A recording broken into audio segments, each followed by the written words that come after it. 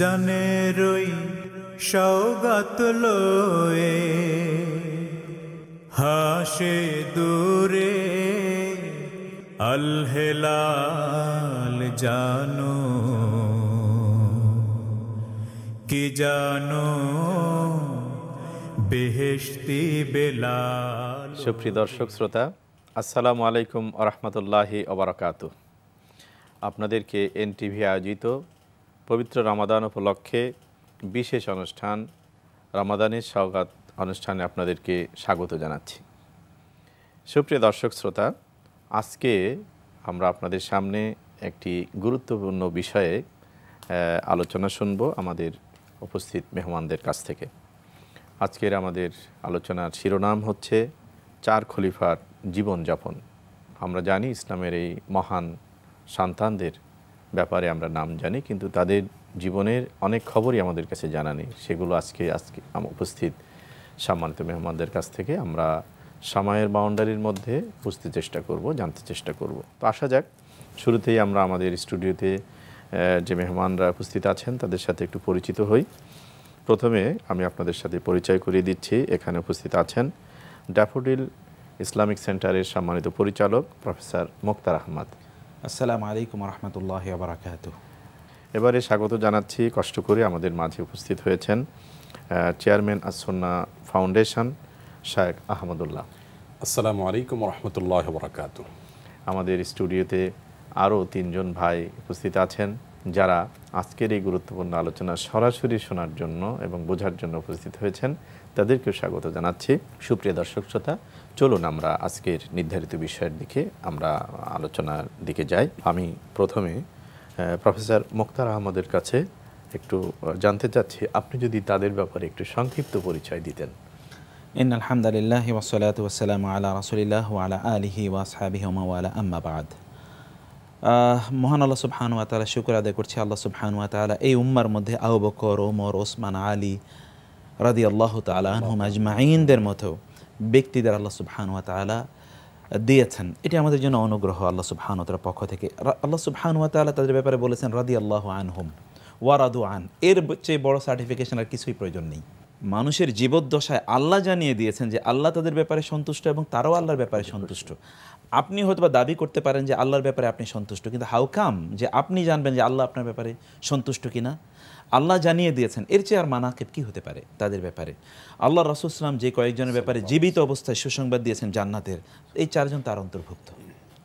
তাদের জীবনের এমন কোনো অংশ নেই যে অংশটি উম্মার জন্যে প্রযোজ্য নয় এবং অনুসরণীয় নয়। এমন কোনো কাজ নেই, এমন কোনো বিষয় নেই। আল্লাহ রাসূল সাল্লাল্লাহু আলাইহি ওয়াসাল্লাম যাদেরকে নিজের হাতে তৈরি করেছেন এবং রাসূলুল্লাহ সাল্লাল্লাহু আলাইহি ওয়াসাল্লামের জীবদ্দশায় যারা তাদের জীবন এবং সম্পদ দিয়ে তারা রাসূল সাল্লামের এই দ্বীনকে বিজয়ী করার জন্য কাজ করেছেন, এরা হচ্ছেন তাদের লিডার। আল্লাহ রাসূল সাল্লাল্লাহু আলাইহি ওয়াসাল্লাম প্রতি মুহূর্তে তাদের ব্যাপারে বলেছেন। যদি আমি আবু বকর ওমরের কথা বলি, রাসূল সাল্লাম উহুদের পাহাড়ের উপরে উঠে যখন উহুদ পাহাড় যখন একটু কেঁপে উঠলো, তখন বললেন, উহুদ তুমি কি জানো না তোমার উপর কে আছে? তোমার উপর আল্লাহর নবী আছে এবং এখানে আবু বকর আছে, ওমর আছে। রাসূল যখনই কোনো কথা বলতেন তখনই বলতেন, আল্লাহ আমি আবু বকর এবং ওমরের ব্যাপারে সাক্ষী দিচ্ছি, এবং উম্মাকে বলতেন আমি আবু বকর এবং ওমর এই ব্যাপারে আছি। এরা হচ্ছেন সেই সকল ব্যক্তিত্ব যাদের কথা, যাদের প্রত্যেকটা আচার আচরণ আমাদের জন্য অনুকরণীয় এবং অনুসরণীয়। এই উম্মা যদি আরেকটা ওমর পেত, আমি বিশ্বাস করুন, এটা আমি হৃদয় দিয়ে উপলব্ধি করি, আরেকটা আবু বকর যদি পেত, তাহলে এই গোটা পৃথিবী এখন ভিন্ন রকম হয়ে যেত। এই পৃথিবীর চিত্র এরকম থাকতো না যদি আরেকটা আবু বকর এই পৃথিবীতে জন্ম নিত বা আরেকটা ওমর জন্ম নিত। আমি এই জন্য মাইকেল এইচ হার্ট যখন সারা পৃথিবীর সকল মানুষের জীবনী লিখলেন, সবচেয়ে most influential people on earth, এর মধ্যে সে কিন্তু ওমর রাদিয়াল্লাহু তাআলার নাম লিখতে বাধ্য হয়েছেন। কারণ ওমর রাদিয়াল্লাহু তাআলার লাইফ অ্যান্ড অ্যাডমিনিস্ট্রেশন এই গোটা পৃথিবীর জন্য এখনও শ্রেষ্ঠ। আমি আমেরিকান কনস্টিটিউশন নিয়ে পড়েছি, আমার পার্সোনাল স্টাডি আছে। আমি দেখেছি ওমর রাদিয়াল্লাহু তাআলাকে মনে হয় যেন তারা স্ট্যান্ডার্ড ধরেছে, বিলিভ মি, যেন তারা ওমরকে স্ট্যান্ডার্ড ধরেছে রাদিয়াল্লাহু তাআলা আনহু। এই পৃথিবীর ইকোনমিক্স এবং ম্যানেজমেন্ট, যদি আধুনিক কোনো ডেমোক্রেসির কথা বলি, আধুনিক যদি আমি ইকোনমিক্সের কথা বলি, ম্যানেজমেন্টের কথা বলি, তাইলে যদি কোনো দেশ পরিচালনার জন্য বলি, তাহলে ওমরের কাছে 100 ভাগ তারা ঋণী ওমর রাদিয়াল্লাহু তাআলার কাছে, কারণ ওমরের কাছ থেকে তারা পলিসি নিয়েছে কিভাবে চালাতে হয়, কিভাবে কি করতে হয়, রাষ্ট্র পরিচালনা করা লাগে, সমাজ পরিচালনা করা লাগে, মানুষকে পরিচালনা করা লাগে। আল্লাহ রাসূল ওমরের ব্যাপারে বলেছেন, অন্যান্য জাতির মধ্যে আল্লাহ তাআলা অনেকের সাথে কথা বলেছেন, কিন্তু আমার এই উম্মার মধ্যে আল্লাহ সুবহানাহু ওয়া তাআলা যদি কারোর সাথে কথা বলতেন তাহলে সে ছিল ওমর। এবং মুলহাম আল মুহাদ্দাস, যার সাথে আল্লাহ তিনি কোনো কথা বললে তিনি বলেছেন যে আমার রব আমার সাথে তিনটি বিষয়ে, সহিহ হাদিসে এসে তিনটি বিষয়ে একত্বতা পোষণ করেছেন। আমি বলেছি আল্লাহ এটা কেন হয় না, যে যেমন মদের ব্যাপারে, ইত্তকার, হিজাবের ব্যাপারে, আর অনেক কিছুর ব্যাপারে ওমর যা চেয়েছেন আল্লাহ সুবহানাহু ওয়া তাআলা তাই করেছেন। আবু বকর রাদিয়াল্লাহু তাআলা আনহু অবস্থার হচ্ছে এরকম যে আবু বকর রাদিয়াল্লাহু তাআলা আনহুকে একটু কেউ কষ্ট দিলে রাসূল সাল্লাল্লাহু চোখ গলে পানি পড়তো এবং তিনি বলতেন তোমরা কাকে কষ্ট দিচ্ছ? এ আবু বকর, যখন লোকেরা আমাকে প্রত্যাখ্যান করেছে আবু বকর আমার পাশে ছিল, যখন তোমরা বলেছো আমি সত্য বলিনি তখন আবু বকর আমাকে সত্য বলেছে, যখন কেউ আমাকে কোনো সম্পদ দিয়ে সহযোগিতা করেনি আবু বকরের সম্পদ আমার সবচেয়ে বেশি কাজে লেগেছে। তিনি তার মৃত্যুর, তার তার ইন্তেকালের সময় তিনি আবু বকরকে উম্মার নেতৃত্ব দিয়ে গিয়েছেন। যে আবু বকর, তিনি আয়েশা বলেছেন ইয়া রাসূল আবু বকর কিন্তু রাজুলান বাক্কা, তিনি এমনিই তো কাঁদেন, আপনি আবু বকরকে দায়িত্ব দিয়েছেন। কিন্তু সে আবু বকর রাদিয়াল্লাহু তাআলা আনহু যখন ইসলামের উপর আঘাত এসেছিল তিনি কি বীর পুরুষের মতো দাঁড়িয়ে গিয়েছেন। আমার এখন আবু বকরের প্রতিচ্ছবি সামনে চলে আসে যে গোটা পৃথিবীতে এই মুহূর্তে এখন যে ইসলামের উপর যে আক্রমণ এবং আঘাত চলছে, একটা আবু বকরের হুঙ্কার গোটা পৃথিবীকে তছনছ করে দিতে পারত। তখন তছনছ করে দিয়েছে। রিদ্দার ৩ ধরনের লোকের আক্রমণ করেছে। একদিকে একদল বলছে যে ইসলাম মানি না, আরেকদল মোরতাদ হয়ে গিয়েছে, আরেকদল ভণ্ড নবী দাবি করেছে, একদল জাকাত দিতে অস্বীকার করেছে। আবু বকর সকলের বিরুদ্ধে যুদ্ধ করেছেন। ওমরের মতো সিংহ পুরুষ এসে বলল যে আপনি কিসের যুদ্ধ করেন, এটা কিসের, এরকম যুদ্ধের তো কোনো কথা আমরা রাসূলের কাছ থেকে শুনিনি। তখন আবু বকর বললেন যে জাব্বারুন ফিল জাহিলিয়াত খাওয়ানুন ফিল ইসলাম, ওমর তুমি জাহেলি যুগের বাঘ, ইসলামে এসে কাপুরুষ হয়ে গিয়েছো, তুমি যুদ্ধ না করলে না করো, আমি যুদ্ধ চালিয়ে যাবই। কিছুক্ষণ পর ওমর এসে বললেন যে আবু বকর আপনি যা বলেছেন ঠিকই, যুদ্ধ আপনি করবেন, আমরা আপনার সাথে আছি। ওয়াল্লাহি লাকাদ শারাহাল্লাহু সাদরা আবী বকর লিল কিতাল, আল্লাহর কসম করে বলছে আল্লাহ আবু বকরের অন্তরটাকে যুদ্ধের জন্য প্রস্তুত করে দিয়েছেন। ওসমান রাদিয়াল্লাহু তাআলা ব্যাপারে রাসূলুল্লাহ বলেছেন যখন ফিতনা ফাসাদ চারদিকে ছড়িয়ে পড়বে, আলাইকুম বিল আমিনি ওয়া আসহাবিহি, তোমরা এই যে আল আমিন, এই যে আমিন, আমি তো এক আল আমিন, এই আরেকটা আল আমিন তোমাদের জন্য রেখে গেলাম। এবং সম্ভবত তিনি এই পৃথিবীতে একমাত্র মানুষ যিনি একজন নবীর 2জন মেয়েকে বিয়ে করেছেন। আর কোনো মানুষ এক নবীর 2 মেয়েকে বিয়ে করেছেন এমন কেউ নাই। ওসমান রাদিয়াল্লাহু তাআলা এইরকম একজন ব্যক্তি ছিলেন, এত লাজুক ব্যক্তি ছিলেন। রাসূলুল্লাহ সাল্লাল্লাহু আলাইহি ওয়াসাল্লাম, মানুষরা তাকে যুন্নুরাইন বলা হয় কারণ রাসূল সাল্লাল্লাহু আলাইহি ওয়াসাল্লামের 2 মেয়েকে তিনি বিয়ে করেছেন। জামিউল কোরআন, তিনি যে কাজ করেছেন সুবহানাল্লাহ, কোরআনের মুসহাফ আমাদের কাছে এখন এসে আমি তো মনে করি গোটা এই জন্য আমরা ওসমানের কাছে আমরা কমপ্লিটলি ঋণী। আলী রাদিয়াল্লাহু তাআলা আনহু, সুবহানাল্লাহ, আমি শুধু আলীর একটা কথা বলবো, শেখ অনেক কথা বলবেন। আলী রাদিয়াল্লাহু তাআলা আনহু যাকে রাসূলুল্লাহ আবু তুরাব বলতেন, তার মেয়েকে তিনি বিয়ে দিয়েছেন। আবু বকর ওসমানের মতো ব্যক্তি, আবু বকর ওমরের মতো ব্যক্তি ফাতেমাকে বিয়ে করতে চেয়েছেন রাদিয়াল্লাহু তাআলা আনহুম আজমাইন, কিন্তু রাসূলুল্লাহ তার কাছে বিয়ে দেননি, তিনি বিয়ে দিয়েছেন আলীর কাছে। ওমর রাদিয়াল্লাহু তাআলা আনহু জীবনের শেষ প্রান্তে এসে তিনি আক্ষেপ করে বলতেন আমি আলীর ব্যাপারে 3টা বিষয়ে ঈর্ষা পোষণ করি। তোমাদের একটা হচ্ছে আলী রাসূল সাল্লামের মেয়ে ফাতেমাকে বিয়ে করেছেন, আমি বিয়ে করতে চেয়েছিলাম কিন্তু আমি বিয়ে করতে পারিনি। রাসূল সাল্লামের মেয়েকে বিয়ে করেছেন, ফাতেমাকে বিয়ে করেছেন আলী, এটা 1 নম্বর আমার ঈর্ষার কারণ। 2 নম্বর ঈর্ষার কারণ হলো মানে খায়বর বিজয়ের সময় আল্লাহ রাসূল সাল্লাম তার হাতে জান্ডা দিয়ে দিয়েছেন এবং জান্ডা দিয়ে তিনি বলেছেন, তার আগে বলেছেন আগামীকাল সকালে এমন একজন ব্যক্তির হাতে আমি জান্ডা তুলে দেব যাকে আল্লাহ ভালোবাসেন এবং আল্লাহ রাসূলও ভালোবাসেন। এটা কিভাবে সম্ভব? আল্লাহ ভালোবাসেন, সার্টিফিকেশন এটা আল্লাহর পক্ষ থেকে আল্লাহ রাসূল দিয়ে দিয়েছেন। মানে উমর বলছেন যে আমি সকালবেলা যখন ফজরের নামাজের সময় ঝান্ডাটা দেবে, মানে পতাকা দেবে, আমি তখন কিছুক্ষণ পর মাথাটা একটু উঁচু করছিলাম যেন রাসূল আমাকে একটু দেখে, আমার কথা মনে পড়ে যায়। আমার জীবনে আল্লাহি মা তামান্নাইতুল ইমারাত আবাদান ফি হায়াতি কাত্তুন, আমার জীবনে কোনোদিন আমি নেতৃত্ব দায়িত্ব নেব এটা কোনোদিন প্রত্যাশা করিনি, কিন্তু ওই দিন প্রত্যাশা করেছিলাম।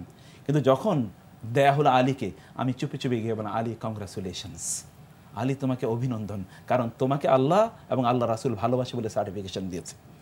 এই হচ্ছেন সে আলী রাদিয়াল্লাহু তাআলা আনহু। রাসূল মক্কা থেকে মদিনায় হিজরত করে চলে যান। আলীর মতো একটা ছেলেকে, ইয়াং ম্যান, আধুনিক ইয়াং ম্যানদেরকে, আজকের ইয়াং ম্যানদেরকে শিক্ষা নেওয়া দরকার এখান থেকে।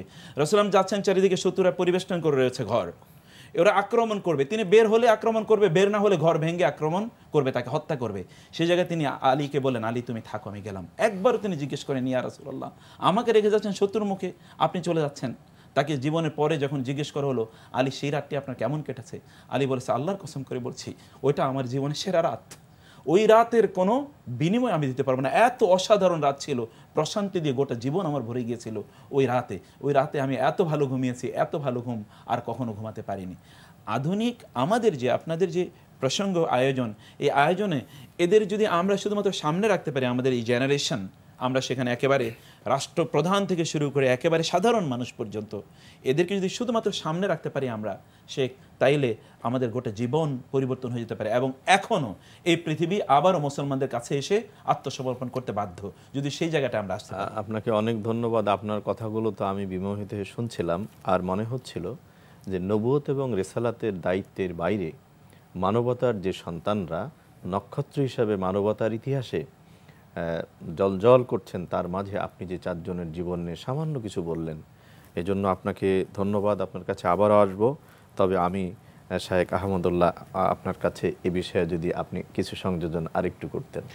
ধন্যবাদ আপনাকে। আমি খোলাফায়ে রাশেদা শব্দ নিয়ে একটু শুরুতে বলতে চাই যে আসলে আমাদের সমাজের দর্শকদের নিশ্চয়ই অনেকে জেনে থাকবেন, তারপরে একটু খোলাসা করা যে খোলাফায়ে রাশেদা আসলে এটার মিনিংটা কি।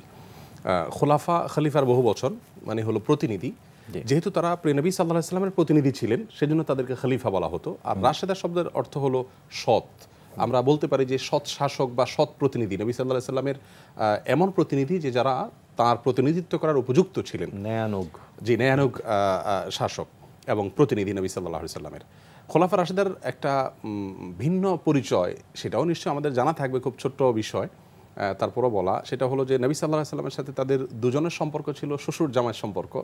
সবার সাথে শ্বশুর জামাইয়ের সম্পর্ক ছিল, 4 জনের সাথে নবী সাল্লাল্লাহু আলাইহি ওয়াসাল্লামের সাথে শ্বশুর জামাইয়ের সম্পর্ক ছিল। আবু বকর এবং ওমর রাদিয়াল্লাহু তাআলা আনহুমা তারা ছিলেন নবী সাল্লাল্লাহু আলাইহি ওয়াসাল্লামের শ্বশুরের জায়গায়, আর ওসমান এবং আলী রাদিয়াল্লাহু তাআলা আনহুমা তারা ছিলেন নবী সাল্লাল্লাহু আলাইহি ওয়াসাল্লামের জামাতার জায়গায়।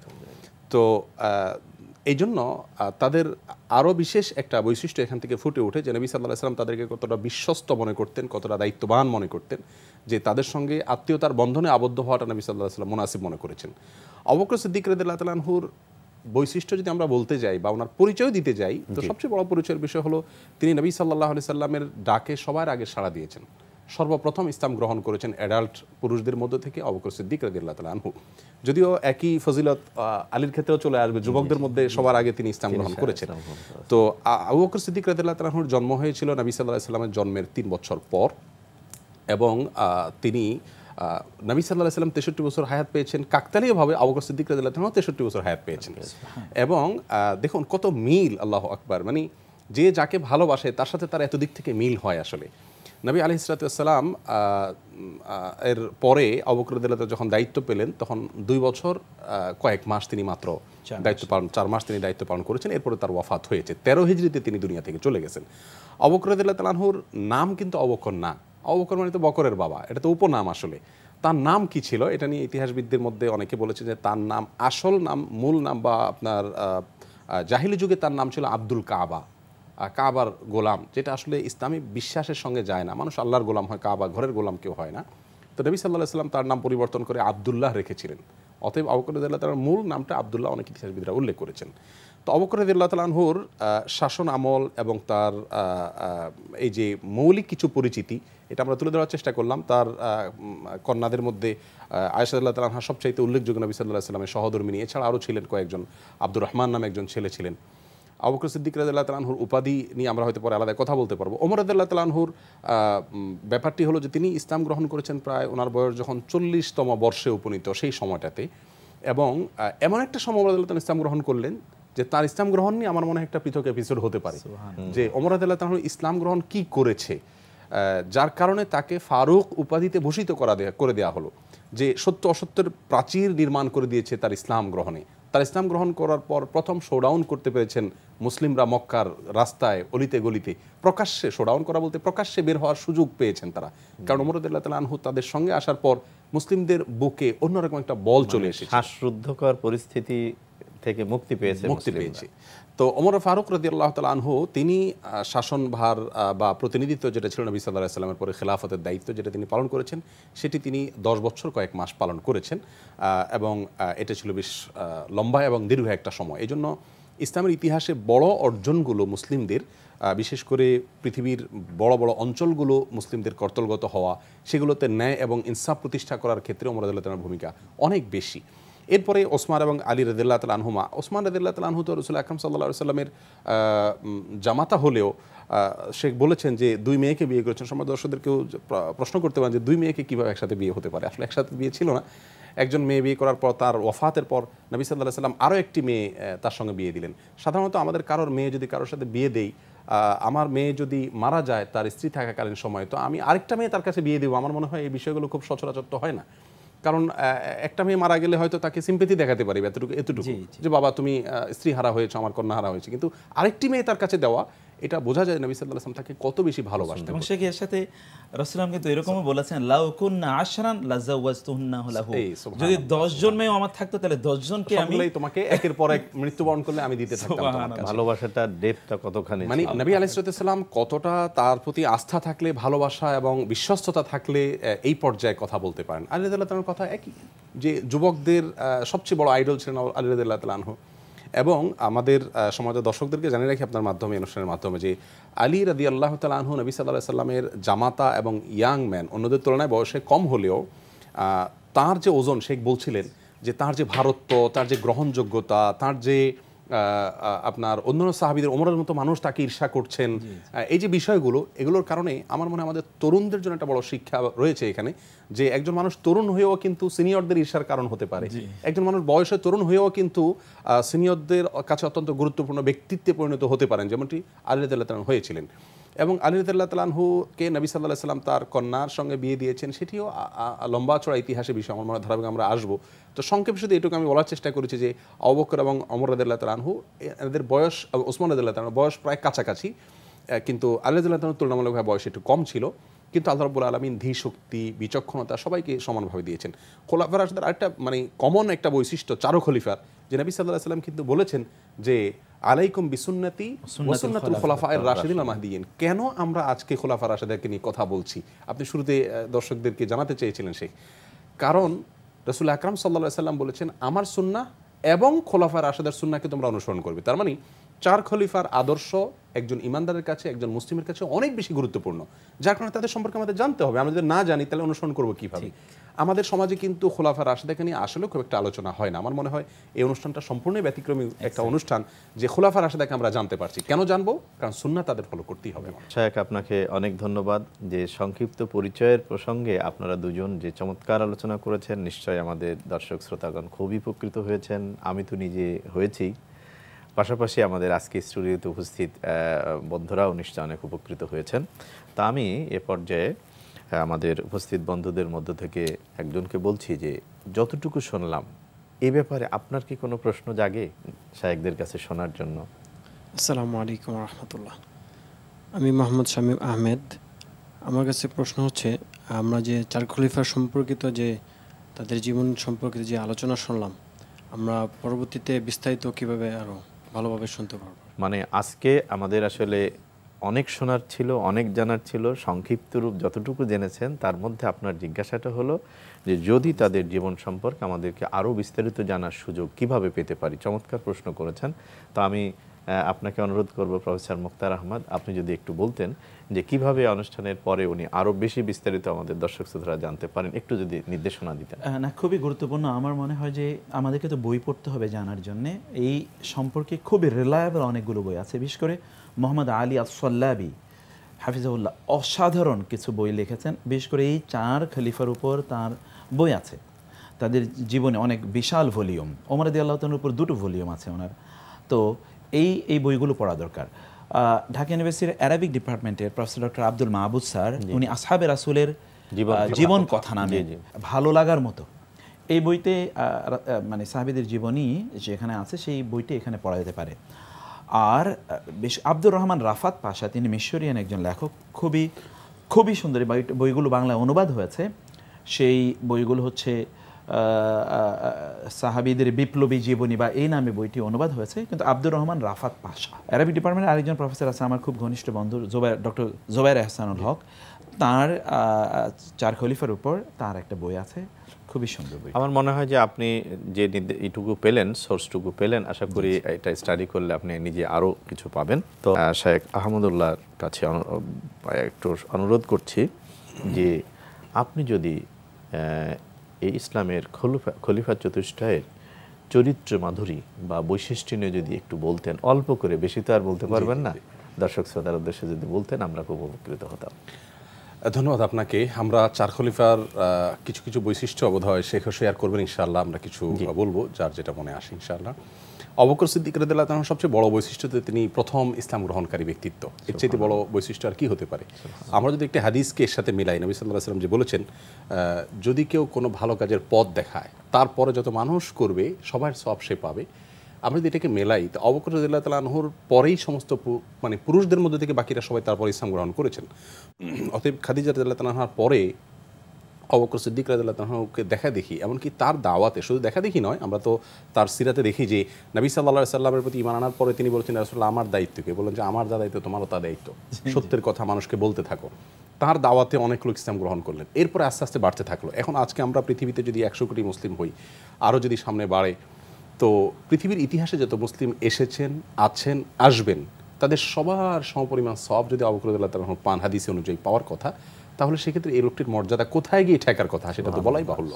এজন্য আহলুস সুন্নাহ জামাতের সমস্ত উলামা একরাম একমত একটি বিষয়, সেটা হলো আফদালুন নাস বাদাল আম্বিয়া ওয়ার রুসুল, সমস্ত নবী রাসূলদের পরে সাধারণ মানুষদের মধ্যে সবার উপরে যার মর্যাদা তিনি ছিলেন আবু বকর সিদ্দিক রাদিয়াল্লাহু তাআলা আনহু। আল্লাহ নবী সাল্লাল্লাহু আলাইহি সাল্লাম তাকে এত বেশি ভালোবাসতেন, তাকে কত সার্টিফিকেট যে তিনি দিয়েছেন। আর সিদ্দিক, এই সার্টিফিকেটটা অনেক ইতিহাসবিদরা বলেছেন যে তার অনেক আগে থেকে ছিল, কারণ জাহেলি যুগ থেকে তিনি বিশ্বস্ত হিসাবে এবং সত্যবাদী হিসাবে তার একটা সুপরিচিতি ছিল। কিন্তু পরবর্তীতে নবী সাল্লাল্লাহু আলাইহি সাল্লামের বিভিন্ন কঠিন কঠিন সময়ে নবী সাল্লাল্লাহু আলাইহি সাল্লামকে সত্যায়ন করে তার পাশে দাঁড়ানো, বিশেষ করে ইসরা এবং মেরাজের ঘটনার পরে, এরপরে তাকে সিদ্দিক উপাধিতে ভূষিত করা হলো। আবু বকর সিদ্দিক রাদিয়াল্লাহু তাআলা বৈশিষ্ট্যের ব্যাপারে আরেকটি বলতে পারি, নবী সাল্লাল্লাহু আলাইহি সাল্লাম বলেছেন, আরহামু উম্মতি বি উম্মতি আবু বকরিন, আমার উম্মতের মধ্যে আমার উম্মার প্রতি সবচেয়ে বেশি দরদ রাখেন, সবচেয়ে বেশি মায়া রাখেন, গোটা মানবতার প্রতি সবচেয়ে বেশি মায়ালু দয়ালু যে মানুষটা মানুষদের মধ্যে থেকে, তিনি হলেন আবু বকর সিদ্দিক রাদিয়াল্লাহু তাআলা আনহু। রাসূল আকরাম সাল্লাল্লাহু আলাইহি সাল্লামের জীবনের সবচেয়ে কঠিন যে সময়টা, মক্কা থেকে মদিনায় চলে যাওয়া এবং নিজের মাতৃভূমি ত্যাগ করে চলে যাওয়ার কঠিন সময় যাকে সঙ্গী হিসাবে রেখেছেন, সে আবু বকর সিদ্দিক রাদিয়াল্লাহু তাআলা আনহু।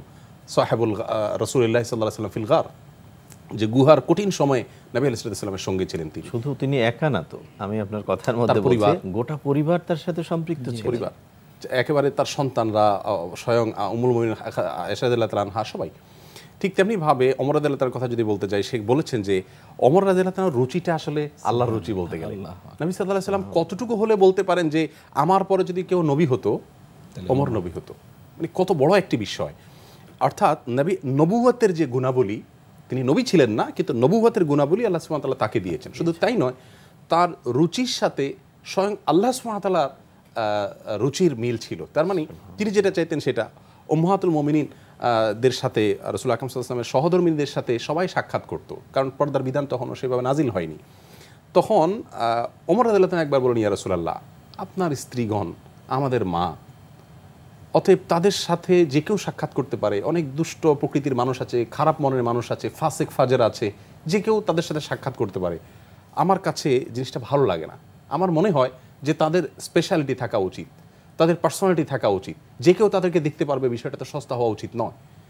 তখনই আল্লাহ রাব্বুল আলামিন আয়াত নাজিল করলেন, ইয়া নিসা আন নবী, বলে হে নবী পত্নীগণ, তোমরা পর্দার মধ্যে থাকো। এই যে নতুন বিধান আসলো ওমর রাদিয়াল্লাহু তাআলা যৌকের উপরে।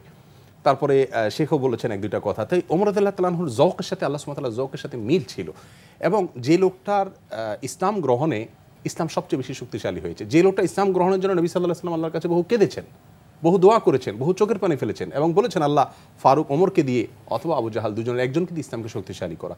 যে লোকটা ইসলাম গ্রহণ ইসলামকে শক্তিশালী করেছে, মুসলিমদের শক্তিশালী করেছে, এবং যে লোকটাকে দেখলে শয়তান পলায়ন করত। সুবহানাল্লাহ।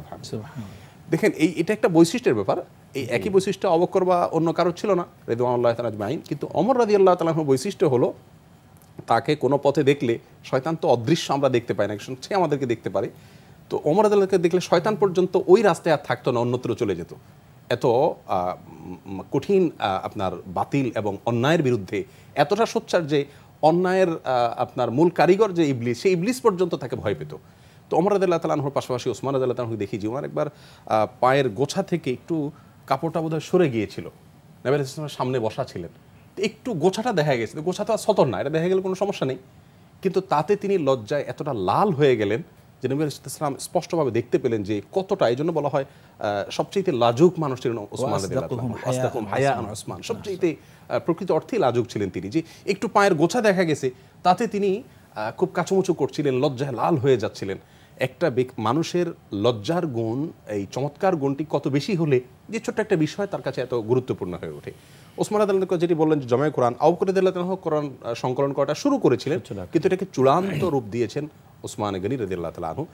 ঠিক একইভাবে আলী রাদিয়াল্লাহু আনহু অনেক বৈশিষ্ট্যের কথা নিশ্চয়ই শেখ বলতে পারবে, যদি কিছু শেয়ার করেন। হ্যাঁ, আমি এই একই প্রশ্নে একটু আপনাকেও বলছি যে প্রফেসর মুখতার আহমদ, আপনি যদি আমাদের দর্শক শ্রোতাদের জন্য কিছু বলতেন। না, শেখ তো আসলে সুবহানাল্লাহ অনেক সুন্দর করে অনেকগুলো বিষয় বলেছেন। আবু বকর রাদিয়াল্লাহু তাআলা, আমি যদি সবার কথাই একটু একটু করে বলি, আবু বকর রাদিয়াল্লাহু তাআলা আনহু তিনি তার গোটা পরিবারকে ইসলামের জন্য নিয়োজিত করেছেন। এর বাইরে আবু বকর মনে হয় সম্ভবত একমাত্র ব্যক্তি মানবতার ইতিহাসে যিনি তার সকল সম্পদ দ্বীনের জন্য ব্যয় করে দিয়েছেন, এবং এটি একবার ঘটেনি। উনি কিন্তু ধনী মানুষ ছিলেন, উনি কিন্তু ধনী মানুষ, একবার ছিলেন, বহুবার। যখন তিনি মদিনা হিজরত করে চলে যান, তখন তার বাবা কোহাফা, আবু কোহাফা, তিনি তো অন্ধ ছিলেন। তিনি আসলেন যে এই শুনলাম দুষ্টরা নাকি চলে গেছে, তো কি রেখে গেছে তোদের জন্য? মেয়েকে গিয়ে জিজ্ঞেস করেন, বড় মেয়ে আসমা রাদিয়াল্লাহু তাআলা আনহা, বলে যে দাদা আসো আসো। নিয়ে গেলেন একটা পাতিল, দেখালেন পাতিলের মধ্যে ছোট ছোট কিছু নুড়ি পাথর, যেটাকে ইংরেজিতে বলে প্যাবলস, ছোট ছোট পাথর রেখে দিয়ে বলেন যে দেখেন এখানে আমাদের জন্য কিছু রেখে গেছেন। ও আচ্ছা আচ্ছা ঠিক আছে, রেখে গিয়েছেন। একটা পরিবার কিভাবে দ্বীনি আন্দোলনের সাথে যুক্ত হয়ে যায়, এটা কিন্তু তার একটা প্রকৃষ্ট উদাহরণ। এবং আল্লাহ সুবহানাহু ওয়া তাআলা এই জন্য সম্ভবত আবু বকরের কথা কোরআনে অনেকবার আছে, ওয়াসাইয়ুজান্নাবুহাল, কোরআনে আল্লাহ সুবহানাহু ওয়া তাআলা বলেছেন আল আতকা বলে আল্লাহ সুবহানাহু ওয়া তাআলা উল্লেখ করেছেন কোরআনে। অন্যদিকে আল্লাহ সুবহানাহু ওয়া তাআলা তার ব্যাপারে বলেছেন ইযহুমা ফিল গারিদি ইয়াকুলু লিসাহিবিহি লা তাহজান ইন্নাল্লাহা মা'ানা। মদিনায় গিয়ে মসজিদে নববী তৈরি করবেন, মসজিদে নববীর জন্য জায়গা কিনবেন। সম্পদ কার? আবু বকরের। আবু বকরের যুদ্ধে সম্পদ ফান্ড করতে হবে, ওয়ার ফান্ডে সেখানে আবু বকর রাদিয়াল্লাহু তাআলা তার সর্বস্ব নিয়ে এসেছেন। বলেন বাসায় কি রেখেছেন? মা তারাকতা ফি বাইতিক, বলে যে তারাকতুল্লাহ ওয়া রাসূলাহ। এরকম আপনি একটা মানুষ খুঁজে দেখুন তো এই পৃথিবীতে যিনি বলেছেন যে আমি ঘরে কেবল আল্লাহ এবং আল্লাহ রাসূলকে রেখে এসেছি, আর কাউকে আমি রেখে আসিনি। এইরকম ব্যক্তি এই পৃথিবীতে আর আমি আমার চোখে আর খুঁজে পাইনি যে এমনটা করেছেন, তার গোটা জীবনকে, তার গোটা দিনকে তিনি ব্যয় করে দিয়েছেন, নিয়োজিত করেছেন দিনের জন্য, দিনের ব্যাপারে। যেন আবু বকর রাদিয়াল্লাহু তাআলা আনহু, তার মানাকিব তো আসলে উল্লেখ করে শেষ করা যাবে না। এবং তিনি বিশেষ করে তার তো 2 বছর 4 মাসের নবুয়ত, মানে তার যে খেলাফতের জীবন, এই খেলাফতের জীবনে তিনি যা করেছেন, এটি আমার মনে 2000 বছরের কাজ তিনি করেছেন। মানে তখন তিনি ভণ্ড নবীদেরকে যেভাবে তিনি ধাক্কা দিয়েছেন এবং জাকাতকে তিনি যেভাবে সুপ্রতিষ্ঠিত করেছেন, যারা জাকাত দিতে অস্বীকার করেছে তাদেরকে, মোরতাদদের বিরুদ্ধে তিনি যেভাবে রিদ্দার যুদ্ধ তিনি শুরু করেছেন, সকলকে তিনি করে দিয়েছেন। এবং এমনকি রাসূল ইসলামের একটি ইচ্ছা, সর্বশেষ ইচ্ছা ছিল যে উসামা বিন জায়েদকে তিনি ওই যে বাইজেন্টাইনদের বিরুদ্ধে তিনি যুদ্ধে পাঠাবেন, ওমর রাদিয়াল্লাহু তাআলা অভিযানে পাঠাবেন, এবং সেখানে অন্যান্য সাহাবীরা আছে। ওমর রাদিয়াল্লাহু তাআলা এসে বললেন এখন তো 3 ফ্রন্টে আপনি যুদ্ধ করছেন, আবার উসামার নেতৃত্বে একটা দল পাঠাবেন, এখনই তো এমনি তো মদিনায় আমাদের লোক দরকার, আপনি পাঠায়েন না।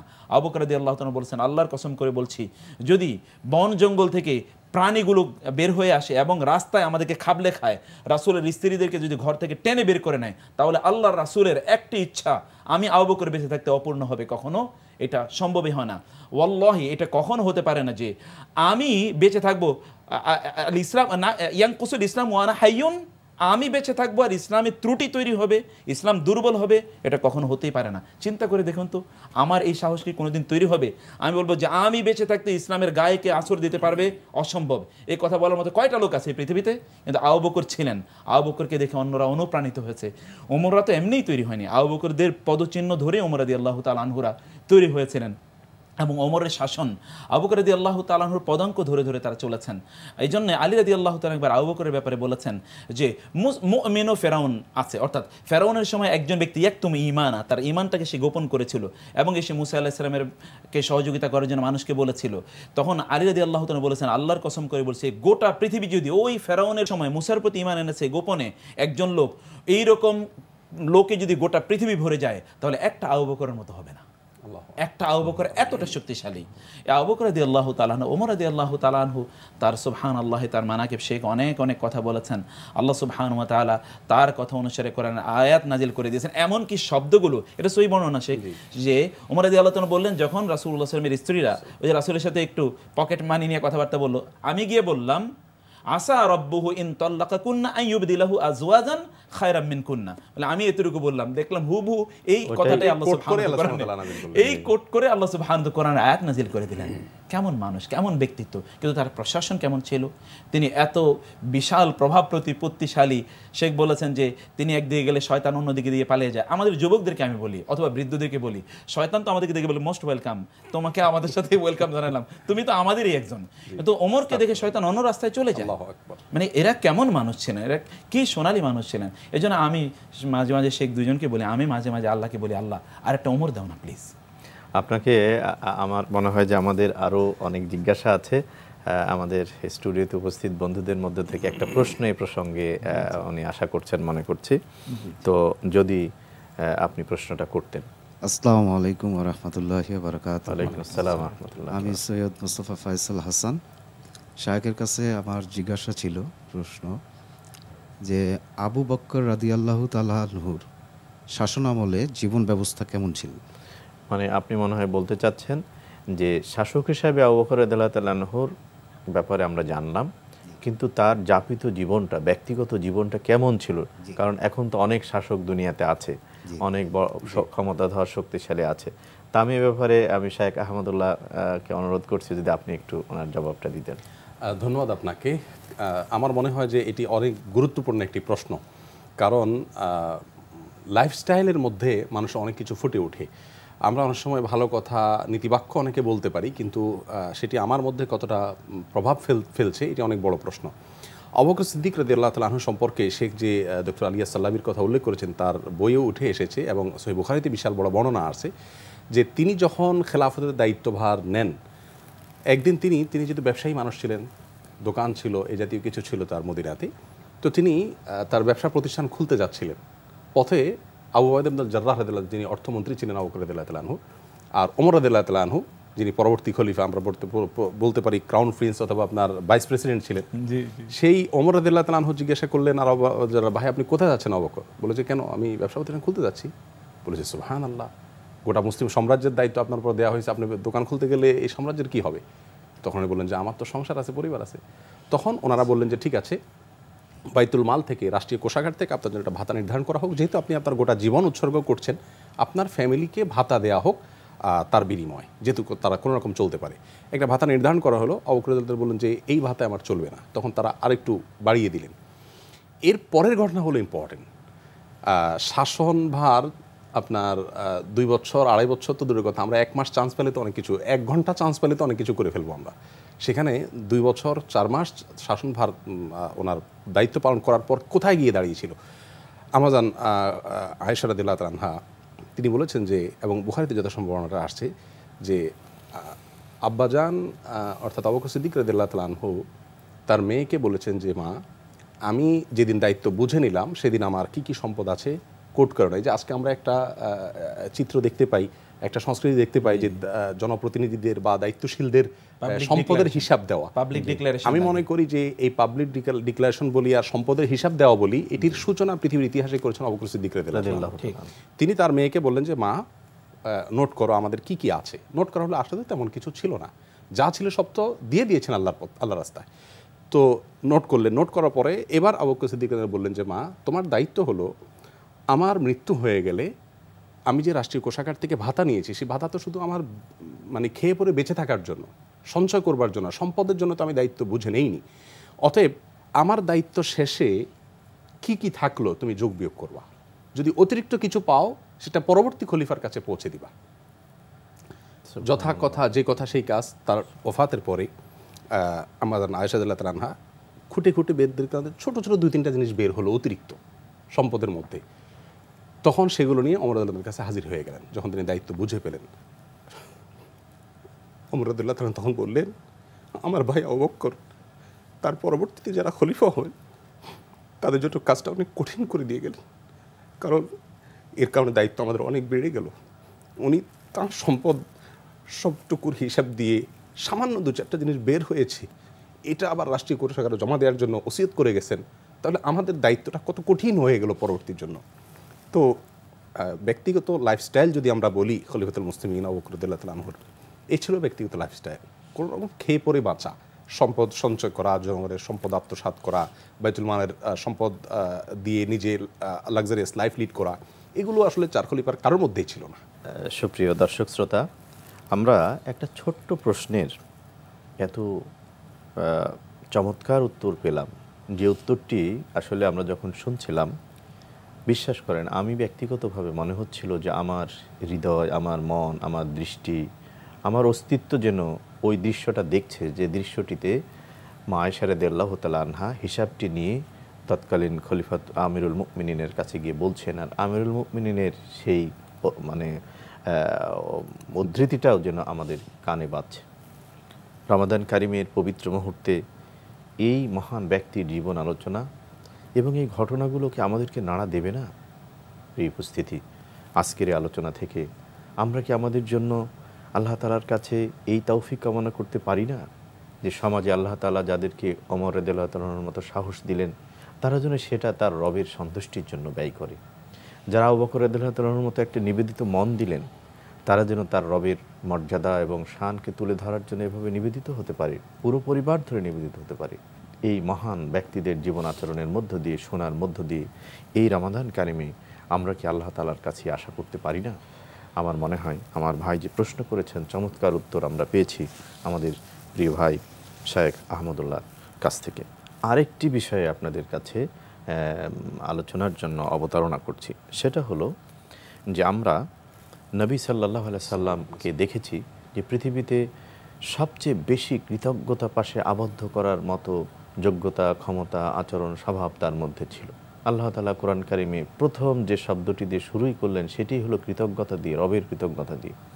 নবীজি তার সাথীর সাল্লাল্লাহু আলাইহি ওয়াসাল্লাম তার সাথীদের ছোট ছোট কাজের কৃতজ্ঞতা হিসাবে স্বীকৃতি দিয়েছেন, কৃতজ্ঞতা প্রকাশ করেছেন, কখনো নামে কখনো মর্যাদায় করেছেন। কি বেদুইন, কি সমাজের কৌলিন্যের দায়িত্বে আছে, কি সাধারণ, কি অসাধারণ গুরুত্বপূর্ণ ব্যক্তি।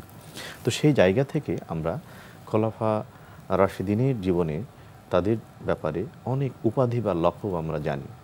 তো আমি প্রফেসর মোক্তার আহমদকে অনুরোধ করছি, আপনি যদি আমাদের এই চার খলিফার ব্যাপারে প্রসিদ্ধ যে লকবগুলো আছে, উপাধিগুলো আছে, তা নিয়ে যদি একটু কারণগুলো সহ যদি একটু বলতেন প্লিজ। আমি দুজনের কাছেই প্রশ্নটা রাখছি, সম্পূরক হিসাবে বলবেন ইনশাআল্লাহ। না, শেখ তো সুবহানাল্লাহ শুরুতেই কিছু কথা বলেছেন যে লকবগুলো কী কী। তোর মধ্যে আমরা তো জানি আবু বকর রাদিয়াল্লাহু তাআলা আনহু, আবু বকর সিদ্দিক, মানে সিদ্দিক নাম তার সাথে একেবারে একাকার হয়ে গেছে।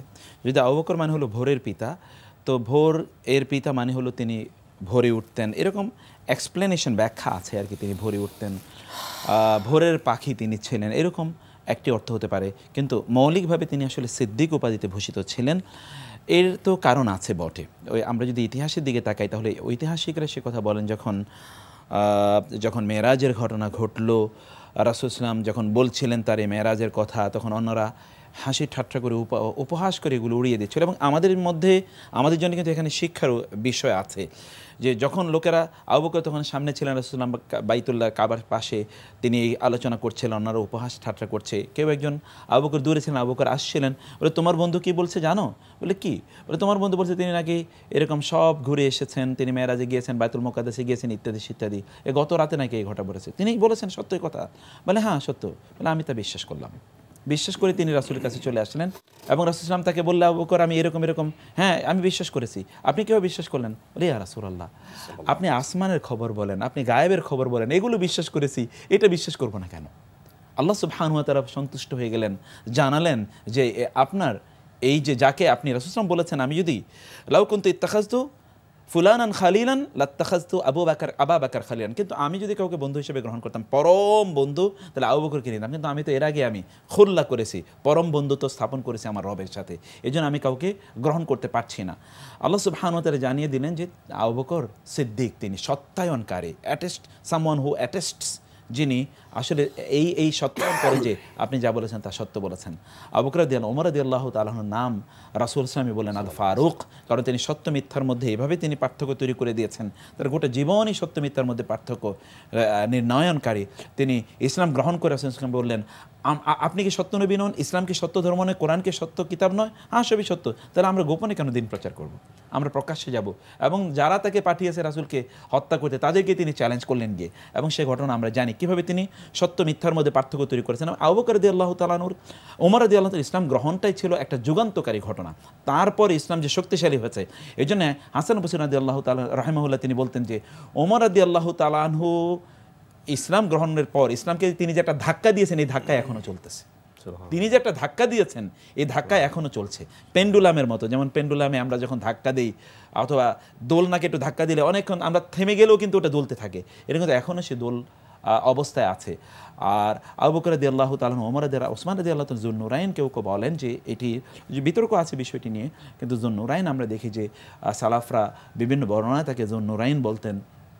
কারণ আবার ওসমান আল গানি, কারণ তিনি ধনী ছিলেন, প্রচুর পরিমাণ তিনি সম্পদ ব্যয় করেছেন দ্বীনের জন্যে। আর আলী রাদিয়াল্লাহু তাআলাকে আবু তোরাব বলা হতো। আবু তোরাব, রাসূলুল্লাহ সাল্লাল্লাহু আলাইহি ওয়াসাল্লাম একবার ফাতেমার ঘরে গেলেন, কই তোমার স্বামী কোথায়? বললো তাদের জানি না, মনে হয় মসজিদে। মসজিদে গিয়ে দেখলেন সেখানে নাই। তাহলে কোথায় আছে? গিয়ে দেখলেন যে ধুলাবালির মধ্যে শুয়ে আছে। মানে স্ত্রীর সাথে রাগ করেছেন, একটু কথা কাটাকাটি হয়েছে, তিনি গিয়ে ধুলায় বলে বসে আছেন। রাসূলুল্লাহ বলেন ইজলিস আবা তোরাব, ইয়া ইজলিস ইয়া আবা তোরাব, হে আবু তোরাব, মাটি দিয়ে ধুলোমলি, একেবারে ধুলামালি দিয়ে তো সব মিশে আছে, উঠো, বসো, আসো, নিয়ে যাও। এখানে একটা শিক্ষার ইস্যু আছে, তাহলে যে আমি বলি আউট অফ দি বক্স, তাহলে যে আমরা দেখি যে পারিবারিক ইস্যুতে সে আমাদের জীবনে আমাদের এরকম অনেক অভিজ্ঞতা, বহু লোক প্রশ্ন করে, তাহলে কি পারিবারিক জীবনে স্বামী স্ত্রী কলহ বেঁধেছে, কথাবার্তা কাটাকাটি হয়েছে, শ্বশুর গিয়ে ওইখানে ইন্টারফেয়ার করে, শাশুড়ি ইন্টারফেয়ার করে, উভয় পক্ষেরই, হয় মেয়ের পক্ষের অথবা ছেলের পক্ষের, শ্বশুর শাশুড়ি ইন্টারফেয়ার করে। তাদের ইন্টারফেয়ারেন্সটা কেমন হওয়া উচিত? এখানে দেখুন তো, স্বামী স্ত্রী বিবাদ করেছে, বাবা গিয়ে ওখানে বিবাদ মিটিয়েছে, ওইখানে তো অথবা শ্বশুর পক্ষ, মেয়ের বাবা বলে যে তুমি চলে আসো, তোমার স্বামী এরকম বলছে চলে আসো, তোমার ওই স্বামীর কাছে থাকাই লাগবে না, মানে বিবাদ বাড়িয়ে দেয়, আরো বিবাদ বাড়িয়ে দিচ্ছে সমাধান করার জন্য। কিন্তু এখানে রাসূল ইসলাম সমাধান করে দিলেন এবং কিভাবে ডাকলেন দেখুন, আবু তোরাব। এবং আলী রাদিয়াল্লাহু তাআলা এই নামটাকে এত পছন্দ করতেন যে তিনি এরপর থেকে নিজের নামে তিনি বলতেন আবু তোরাব, মানে মাটির বাবা, মাটির বাবা, ধুলাবালির বাবা, ধুলাবালির বাবা। এইগুলো আসলে লকব ছিল, এই লকবটা থাকা সুন্নাহ। এখানে একটু প্রসঙ্গত যোগ করি আপনার সাথে, সেটা হলো যে উপাধি কিন্তু ব্যক্তির নির্দিষ্ট হয়ে যায়, এটা অন্য কেউ আর নিতে পারে না। আমাদের সমাজে একটা ভুল প্রথা প্রচলন আছে নামের ক্ষেত্রে। আমরা কিন্তু ইসলামের প্রথম খলিফাকে ভালোবেসে তার নামে আমাদের সন্তানদের নামকরণ করতে গিয়ে আমরা আবু বকর সিদ্দিক পুরোটা রাখি, তারপরে ওমরের নামের সাথে আমাদের সন্তানদের নাম রাখতে গিয়ে আমরা ওমর ফারুক রাখি, ওসমানের সাথে রাখতে গিয়ে ওসমান গনি রাখি।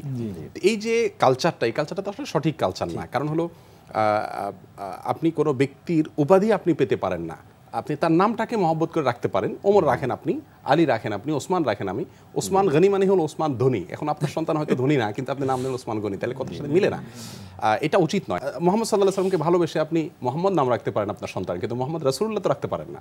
এই জন্য এই উপাধিগুলো আমরা নিজেদের সন্তানদের নামের সাথে জুড়ে দিই, যেটা আসলে সঠিক না। যদি এতে বড় কোনো অসুবিধা হবে না, গুনাহ হবে এরকম না, কিন্তু এটা ভুল। আমার মনে হয় যে আমাদের সুপ্রিয় দর্শক শ্রোতা আজকের প্রোগ্রামের মধ্য দিয়ে যে গুরুত্বপূর্ণ ইনফরমেশন পাচ্ছেন বা আমি নিজেও পেলাম, সেগুলো আমরা আমাদের ব্যক্তি জীবনে অনুসরণ এবং যে যে জায়গায় কারেকশনের দরকার আমরা করে নেব ইনশাআল্লাহ।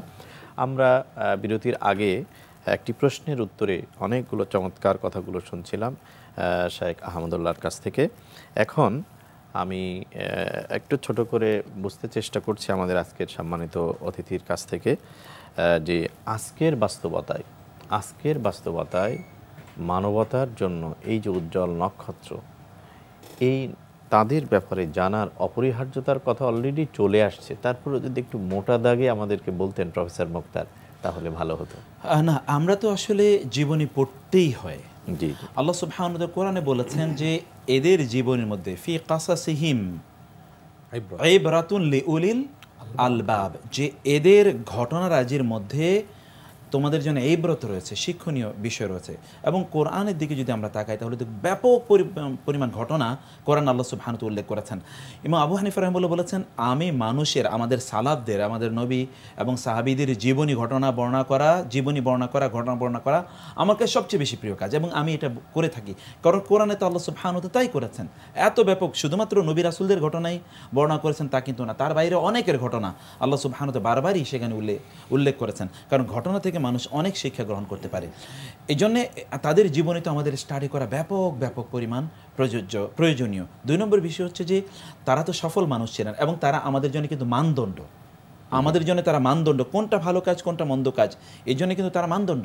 সাহাবায়ে কেরাম রাদিয়াল্লাহু তাআলা আনহুমদের অ্যাটেস্টেশন আল্লাহ দিয়েছেন এবং রাসূল সাল্লাল্লাহু আলাইহি ওয়াসাল্লাম দিয়েছেন। বিশেষ করে এই 4 জনের বক্তব্য তো আল্লাহ রাসূল সাল্লাল্লাহু আলাইহি ওয়াসাল্লাম তাদের ব্যাপারে স্পেসিফিক্যালি তাদের ব্যাপারে রাসূল বলেছেন, ফলে তাদের জীবনে আমাদের প্রত্যেকের জানা দরকার। আমরা যদি একেবারে রাষ্ট্রের কথা বলি, যেমন ধরুন ওমর রাদিয়াল্লাহু তাআলা যখন তিনি খলিফা হলেন এবং আবু বকর একই কাজই করেছেন, তিনি প্রথম ভাষণে বলেছেন, লোকেরা আমি কোরআন এবং সুন্নাহ অনুসারে পরিচালনা করব, যদি আমি কোরআন এবং সুন্নাহ অনুসারে পরিচালনা না করি তাহলে তোমরা আমাকে সোজা করে দেবে। ওমরের সময় একজন দাঁড়িয়ে বলেন, ওমর আপনি যদি কোরআন সুন্নাহ অনুসারে না চলেন, এই যে তলোয়ার দেখলেন না, তলোয়ার দিয়ে সোজা করে দেবো। ওমর বলেন, আলহামদুলিল্লাহ, আল্লাহ এই উম্মতের মধ্যে এমন লোক রেখেছেন যারা ওমরকে প্রয়োজনে তলোয়ার দিয়ে সোজা করে দিতে পারে।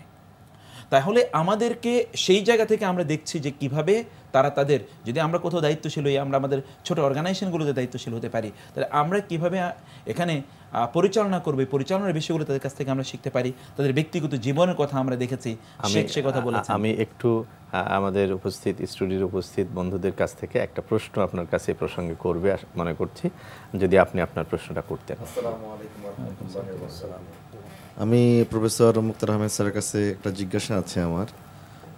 শাসন আমলে হযরত ওমর রাদিয়াল্লাহু তাআলা আনহুমের ব্যক্তিগত জীবন ব্যবস্থা কেমন ছিলেন? সুবহানাল্লাহ, ব্যক্তিগত জীবন তো সকল সাহাবীদের একেবারেই সাধারণ ছিল। একটি ঘটনাই তারে বলতে হয়, ঘটনা দিয়ে উল্লেখ করি। একদল লোক আসলো আজারবাইজান থেকে ওমর রাদিয়াল্লাহু তাআলা আনহুর সাথে সাক্ষাৎ করার জন্য। একদিকে হচ্ছে যাকাতের সম্পদ নিয়ে আসছে, ওমরের জন্য কিছু উপঢৌকন নিয়ে আসছে। আস্তে আস্তে তাদের অনেক রাত হয়ে গেছে, সই ঘটনা, অনেক রাত চলে গেল। তারা এখন চিন্তা করলো ওমর খলিফাতুল মুসলিমিন, তাকে গিয়ে কোথায় আমরা খুঁজি, তার বাসায় গিয়ে ডিস্টার্ব করা ঠিক হবে না। তারা মসজিদে নবীতে গেল। মসজিদে নবীতে যাওয়ার পরে শুনলো যে কেউ একজন ফিস করে বলছে, হ্যাঁ আল্লাহ, তুমি কি আমার গুনাহগুলো ক্ষমা করে দিয়েছো? তাহলে আই ক্যান কংগ্রাচুলেট মাইসেলফ। নাকি এখনও তুমি আমাকে ক্ষমা করেও নি? তাহলে আমার চেয়ে হতভাগা কে হতে পারে? একবার তিনি ফিস করে বলছেন। এরা বললেন, মান আনতা রহিমাকাল্লাহ, কে আপনি? এত গভীর রাতে অন্ধকারে আপনি কে বলছেন? তিনি বললেন সালাত শেষ করে, আনা ওমর। আনতা ওমর আমিরুল মুমিনিন? হ্যাঁ আমি ওমর। আপনি ঘুমান না? এত রাত আপনি ঘুমান না? তিনি বললেন, আমি যদি দিনের বেলা ঘুমাই তাহলে এই যে মুসলমানদের দায়িত্ব আছে, দায়িত্ব আমি কীভাবে পালন করি? রাতে যদি ঘুমাই তাহলে আমার রবের সাথে আমার সম্পর্ক নষ্ট হয়ে যায়। আমি ঘুমাবো কীভাবে? আমার তো ঘুমের সময় নাই, আমি তো ঘুমাতে পারি না। আমি তো দুই জায়গায় আমার দায়িত্ব, দুটো দায়িত্ব আমার পালন করা লাগে। যারা দায়িত্ব আছে বিভিন্ন জায়গায়, তারা লাইফস্টাইল দেখুক। লোকেরা আসলো ইয়েমেন থেকে, ওমরের কথা শুনেছে, রোমান সম্রাটরা শুনলো যে এই কী ব্যক্তি যার কথা শুনলে সবে তো হয়ে যায়, মানে লোক সব পালিয়ে চলে যায় যুদ্ধের ময়দান থেকে। কে একটু খবর নিয়ে আসে তার লাইফস্টাইল কী? তারা আসলো, এসে তার রাজপ্রাসাদ খুঁজতেছে, বলে রাজপ্রাসাদ খুঁজে পাওয়া যায় না। রাজপ্রাসাদ কোথায়? তার কোনো রাজপ্রাসাদ নাই, তার ওই যে ঘর, এটা কুড়ে ঘর, আমিরুল মুমিনের ঘর, কুড়ে ঘর। তিনি কোথায়? তিনি নাই, বাসায় নাই। কোথায় আছেন? মনে হয় মসজিদে আছেন। মসজিদে গিয়ে তাকে খুঁজে পাওয়া গেল না। কোথায় আছেন? কেউ বললাম ওই জায়গায় একটা গাছের নিচে তাকে শুয়ে থাকতে দেখেছি। প্রতিনিধি দল এসছে তার সাথে দেখা করতে, ওইখানে গাছের নিচে গিয়ে দেখলো। আলী সাল্লাল্লাহু আলাইহি আলোচনা করেছেন, সেখানে গিয়ে দেখলেন যে তিনি সেখানে শুয়ে আছেন। বলে উনি আমিরুল মুমিনিন? তোমরা কি বলছো? হ্যাঁ উনি আমিরুল মুমিনিন, উনি আমাদের ওমর। তাকে ডাকা হলো, ওমরকে নেওয়া হলো। ওমর মানে সেখানে একটু বিশ্রাম নিচ্ছিলেন, উঠলো। ওঠার পর বলে, আনতা আমিরুল মুমিনিন? হ্যাঁ আমি ওমর। তো আপনি এখানে নিরাপদে ঘুমিয়ে আছেন, কোনো টেনশন নেই, কোনো পেরেশানি নেই, কোনো ভয় আতঙ্ক কিছু নেই? বলে না, কেন থাকবে? তখন তারা একটা উক্তি করেছে, এই উক্তিটা পৃথিবীর সকল মুসলিম শাসকদের অথবা যারা বিভিন্ন জায়গায় দায়িত্বশীল তাদের জানা থাকা দরকার।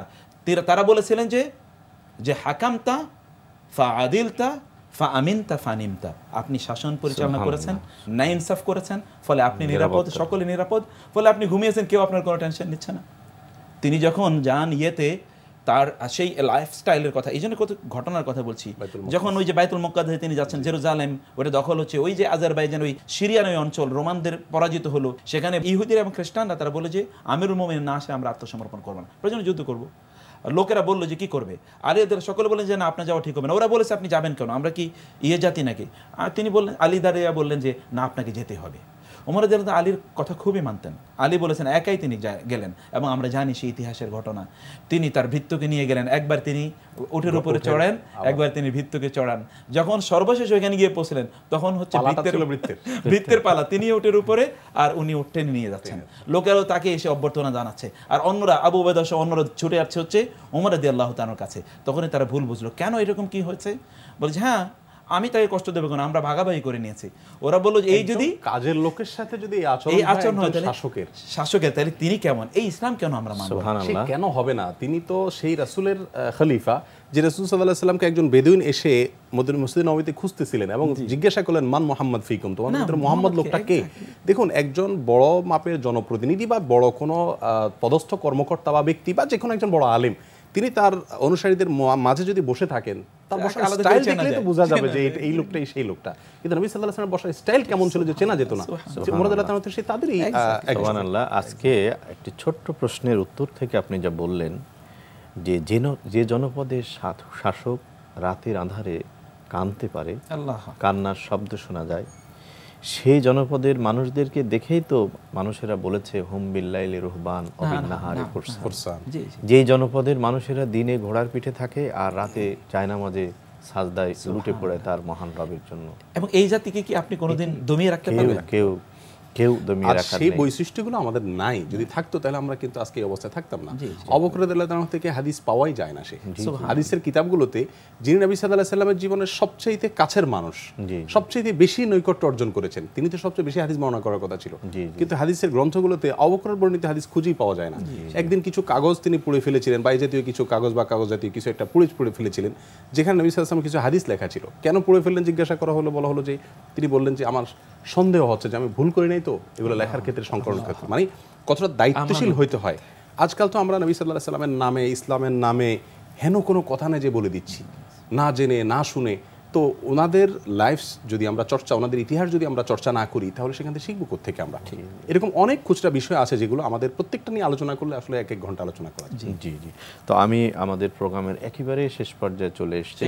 আমি একটা কথাই বলি, শুধু ওমর রাদিয়াল্লাহু তাআলা আনহু বলেছেন নাহনু কওমুন আ'আজ্জানাল্লাহু বিল ইসলাম ফাইদা ইবতাগাইনাল ইজ্জাতা মিন গায়রিন আযান্নাল্লাহ। তিনি মানবতাকে লক্ষ্য করে বললেন, আমরা এমন একটা জাতি, আমরা ক্ষুদ্র ছিলাম, কেউ আমাদেরকে চিনতো না, ইসলামের কারণে এখন গোটা পৃথিবী আমাদেরকে চেনে। আমরা যখন ইজ্জত অন্য কোথাও তালাশ করেছি ইসলামকে বাদ দিয়ে, তখনই আল্লাহ আমাদেরকে অপমানিত করেছেন, পরাজিত করেছেন। এই গোটা পৃথিবীতে যদি এখন মুসলমানরা যদি অপমানিত, লাঞ্ছিত, পরাজিত হয়ে থাকে, তাহলে একটাই মাত্র কারণ, ওমর যে কথা বলে গিয়েছেন, তাহলে যে আমরা ইজ্জত অন্য জায়গায় খুঁজি, ইসলামে আমরা খুঁজি না। আসলেই তাই, যে আল্লামা ইকবালের সেই উক্তির বঙ্গানুবাদ হচ্ছে এমন যে বিশ্বজোড়া খ্যাতি ভরা অতীত আমার সামনে রাখি, গতকালের আরশিতে মোর নতুন দিনের স্বপ্ন দেখি। রমাদান কারিমে আজকের এই গুরুত্বপূর্ণ আলোচনায় আপনারা দুজন এতক্ষণ যে মূল্যবান আলোচনা করেছেন, এই অনুষ্ঠানে এসে সময় দিয়েছেন কষ্ট করে, অনুষ্ঠানের পক্ষ থেকে, এনটিভির পক্ষ থেকে আপনাদের দুজনের প্রতি আমরা কৃতজ্ঞতা জানাচ্ছি, বিশেষ করে রমাদান কারিমে আপনাদের মূল্যবান সময় দেওয়ার জন্য। আর যত কথা বলেছেন খলিফাতুর রাসূল, আমিরুল মুমিনিনদের জন্য, খোলাফা রাশিদিনের জন্য, এই সব কথাগুলো আলোচনার উদ্দেশ্য ছিল যেন আল্লাহ তাআলা আমাদেরকে কবুল করেন, আমরা যেন তাদের পদচিহ্ন, পথরেখা নিয়ে পথ চলতে পারি। আমাদের সমাজটা, এই প্রিয় দেশ, এই দেশের যত অসঙ্গতি, যত অশান্তি আছে, সেগুলো থেকে যেন আল্লাহ আমাদেরকে রক্ষা করেন, আমরা একটা শান্তিপূর্ণ, প্রীতিপূর্ণ, দরদি সমাজে পরিণত হতে পারি। এই তো স্বপ্ন। আমরা আল্লাহ তাআলার কাছে ফিরে পাবো না রিসালাতের দায়িত্বপ্রাপ্ত কোনো নবীকে বা রাসূলকে, কিন্তু আমার ওসমান, আলী বা আবু বকর রাদিয়াল্লাহু তাআলার মতো ব্যক্তিত্ব, গুণাবলীর, যোগ্যতা সম্পন্ন নেতৃত্ব তো পেতে পারি। তো সেই স্বপ্ন আমরা দেখি। আমি ধন্যবাদ জানাচ্ছি আজকে স্টুডিওতে সময় দিয়ে কষ্ট করে এই গুরুত্বপূর্ণ আলোচনা শোনার জন্য যারা এসেছেন, আমাদের তিন বন্ধুকে, যে আল্লাহ তাআলা আপনাদের সময় দানকে যেন কবুল করেন। আর আমরা যারাই শুনেছি, আমরা আমাদের জীবনের বিগত সময়ের জন্য ক্ষমা চাচ্ছি, আর যা শুনলাম সেটুকু যেন পরবর্তী জীবনে আমি, আমার পরিবার, আমার স্বজন, প্রতিবেশী নিয়ে যে চলতে পারি, সেই প্রত্যাশা আমরা জ্ঞাপন করছি। সুপ্রিয় দর্শক শ্রোতা, আমরা সময় হলো আমাদের বিদায়ের। আজকে চার খলিফার জীবনযাপন, পবিত্র মাহে রমাদান উপলক্ষে এনটিভি আয়োজিত বিশেষ অনুষ্ঠান রমাদানের সওগাত, এই অনুষ্ঠান আপনারা যারা এতক্ষণ ধৈর্য ধরে আমাদের সাথে ছিলেন, শুনেছেন, সবাইকে রমাদান কারিমের মোবারক জানাচ্ছি। পাশাপাশি এই অনুষ্ঠানের যা শুনেছি সেগুলো যেন আল্লাহ তাআলা আমাদের শোনা, মানা এবং আরও বেশি জানার সুযোগ করে দেন, এই প্রত্যাশা রেখে আজকের অনুষ্ঠান শেষ করছি। আসসালামু আলাইকুম ওয়া রাহমাতুল্লাহি ওয়া বারাকাতুহু। রমজানের ওই সওগাত লয়ে আকাশে দূরে আল হেলাল জানো, কি জানো বেহেশতি বেলাল।